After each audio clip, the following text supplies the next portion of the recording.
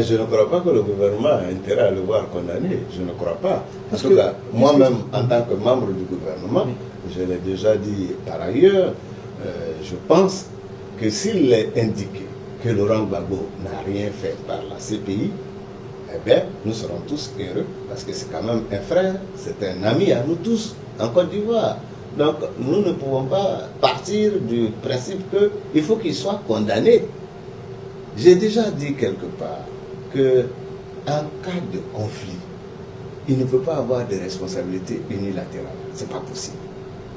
Si vous prenez des armes et que vous vous confrontez, il y a la participation de chacun au résultat. Parce que vous ne pouvez pas dire à la balle, allez à gauche ou allez à droite. Vous ne faites que la tirer. Et donc, dans cette circonstance-là, je pense que chacun doit humblement reconnaître qu'il a pris part d'une certaine manière à la survenue de tout ce qui est arrivé. Certains ont pris une part plus importante, d'autres une part moins importante.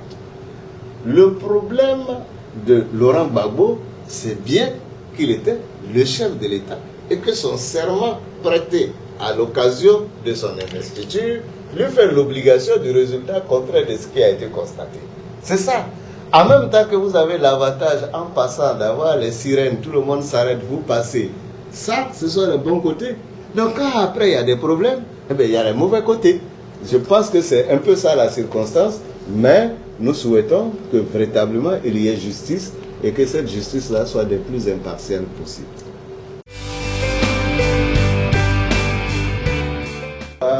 Dans notre esprit et notre vision, c'est le fait que toutes les couches sociales de Côte d'Ivoire, tous les individus vivant en Côte d'Ivoire, avant de poser une action, s'interrogent par rapport aux droits de l'homme.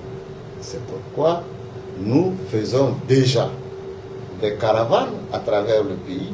Nous en avons fait dans 4 grandes localités de 4 grandes régions pour que le commun des citoyens ait à l'esprit le mot droit de l'homme.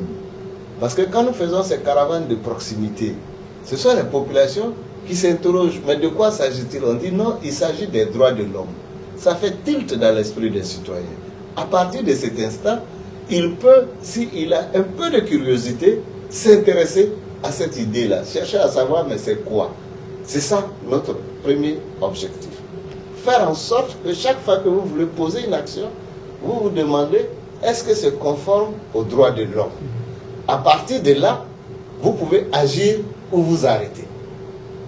Et pour que les gens puissent se poser cette question, il faut qu'ils aient conscience et ensuite connaissance des droits de l'homme.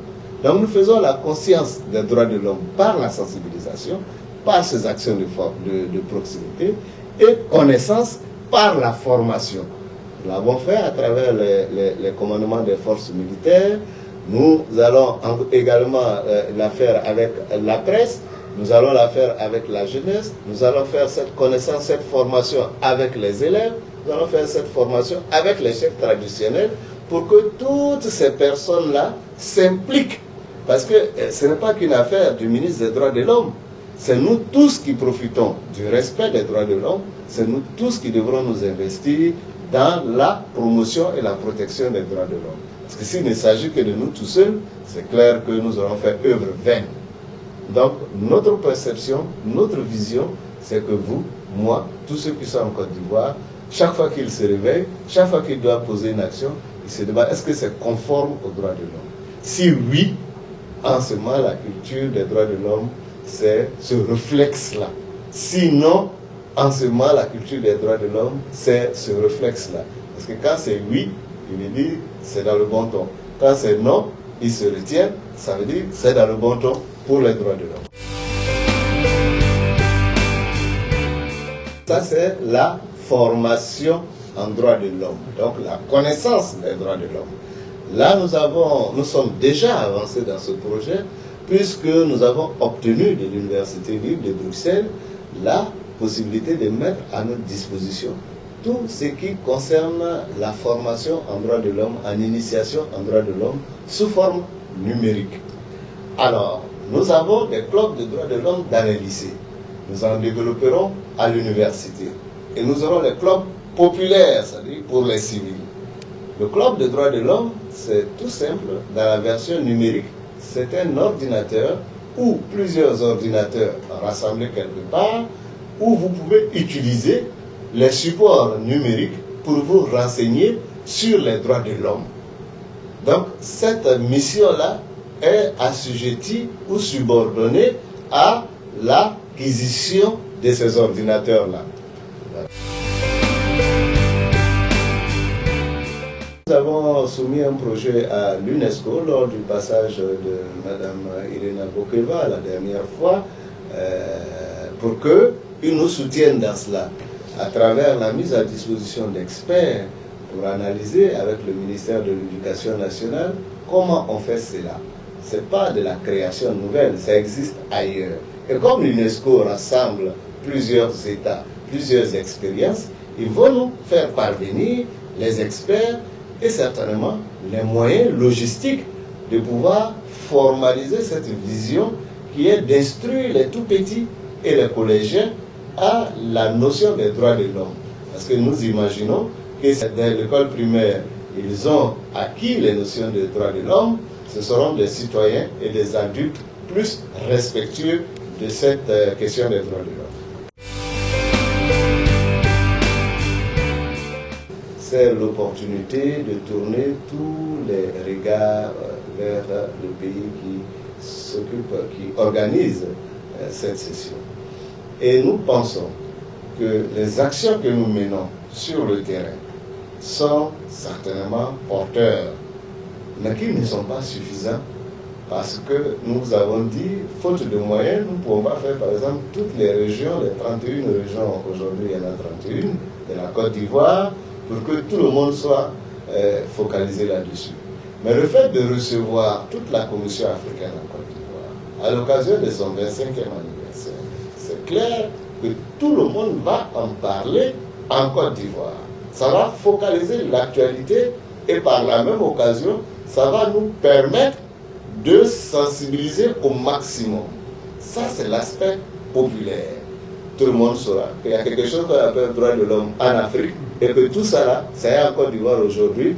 Déjà, quand quelqu'un va agir, il va se dire attention, c'est d'ailleurs même la période où il y a le droit de l'homme, il faut qu'on se prenne garde parce qu'il y aura beaucoup de regards.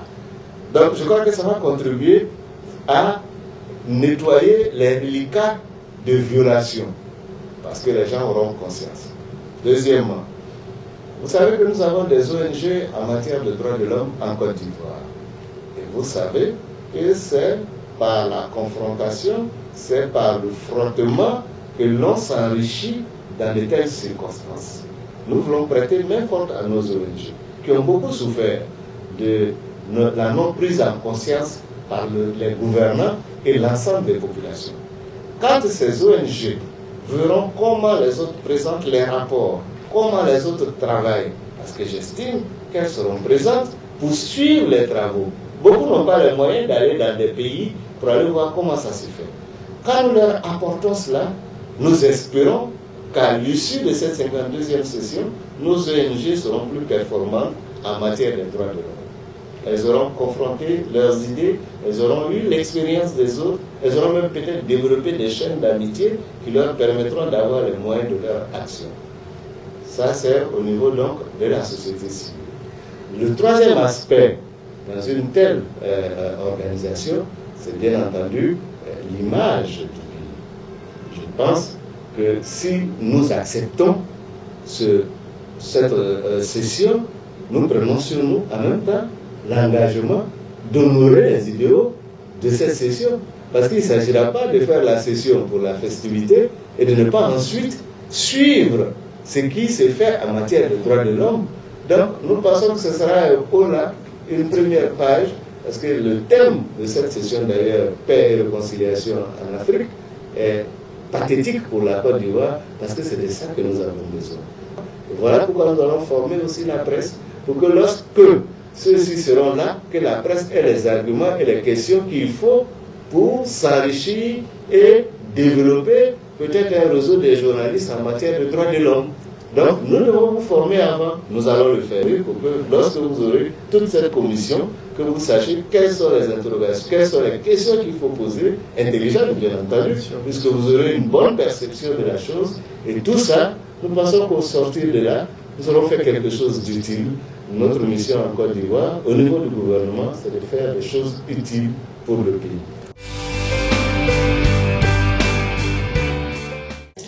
Je souhaite que les Ivoiriens s'aiment davantage, embrassent l'amour davantage. Je souhaite pour les Ivoiriens la paix qui vient après l'amour. Quand on s'aime, on s'évertue à ne pas se choquer, à ne pas se faire de la peine. Donc on est dans une forme d'osmose, dans une forme de paix. Je souhaite pour les Ivoiriens le développement de tout le pays.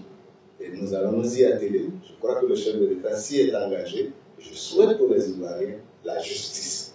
Enfin, parce que sans justice, rien n'est possible dans un pays. Tant pour les investisseurs, tant pour les citoyens ordinaires, la justice, à mon sens, c'est la clé de voûte de la vie en commun. Et donc je souhaite qu'en Côte d'Ivoire, les juges fassent preuve de beaucoup de responsabilités afin de favoriser la cohésion sociale.